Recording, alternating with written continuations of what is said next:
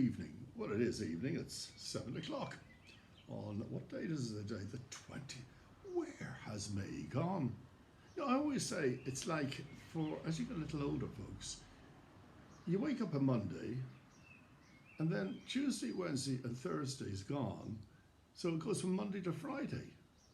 Do you ever feel that? Like, where does it go? What happened to May? It's almost over.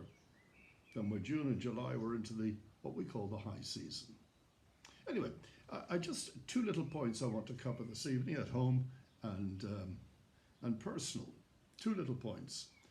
The first one, I was it this morning? I was watching the news, and they were covering a piece from the UN, and it was proposed by some countries, I think, including Russia, including China, etc., for a minute's silence in respect for the president of Iran who perished in a helicopter crash the other day.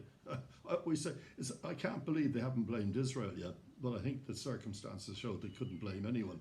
Anyway, Abraham Rassi, that's who they were standing in silence and respect and in memory of him as his death occurred the other day. But hold on a minute. Wasn't he known as the Butcher of Iran? Well, how did he get that name, by the way? I sort of looked it up and found out.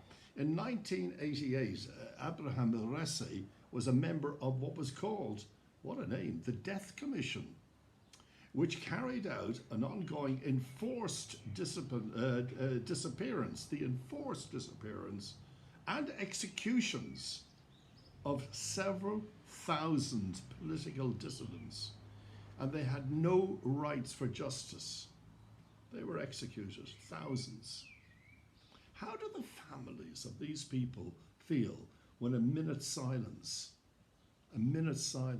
was given in memory of this butcher of Iran? And you know the UN doesn't condemn Hamas. You know that butcher of Iran, Rassi, he was behind, sure, the funding or the agreement funding of terrorist organizations throughout the world, including Hamas and Hezbollah, etc., etc., etc. It is quite extraordinary.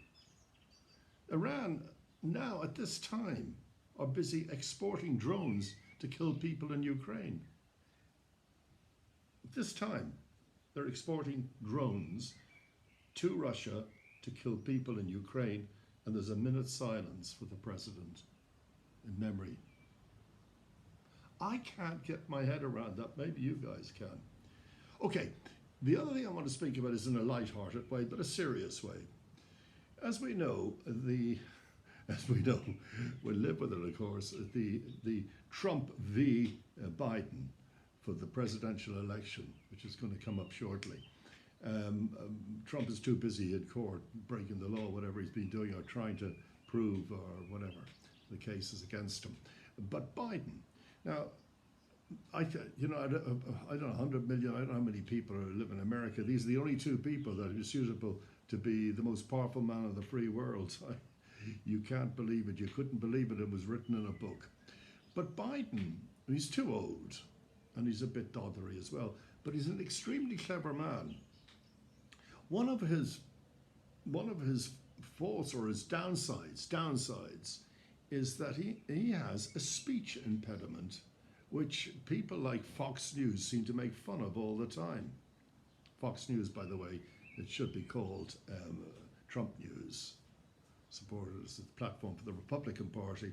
But they condemn everything he does, condemn. They never seem to have, not one word. He's the president of America, for God's sake. Be supportive, Anyway, but okay, so his downside is he was born with a speech impediment, with a stutter. And over the years, he's learned to control the stutter. One of the ways, and I'm sure if you know some of the stutterers will tell you, is to speak slowly and precisely. Pick your words slowly. It's very difficult when you're president of America and you're making speech to thousands to slow down. But he has to. That's part of his speech impediment. Now, I saw the other day on the Late Late Show, the Irish TV show, Patrick Kilty. He was making to camera, making a statement that he wouldn't be next week, he wouldn't be there because he was going off, I think, I can't remember where, it's Eurovision or something, that he wouldn't be there to host the show, and they will announce who's going to host it the following week. Then the camera swung around, and there he was again in another part of the studio. And he said, that wasn't me. Well, he said, that is me, and that is my voice. But I didn't say those words. AI, artificial intelligence. So I was thinking, take Biden, take his exact speech, change none of it at all, take his voice, and do it again with AI. There'd be no stutter there. Make it powerful, make it strong. Just as an experiment. Would it change people's mind to be able to understand him more and to listen to his speech clearer? Who knows? Just a little idea. I'm not saying it'll ever happen, but I'm not saying cheat by not. It's his voice, his words. Oh, my hearing, my piece, my head. I don't know why I wear these. I don't think there's much difference in the voice. That's the microphone there. Anyway, listen, have a wonderful evening. Have a safe evening. I'm glad you joined me. And I'll be back shortly. Be safe.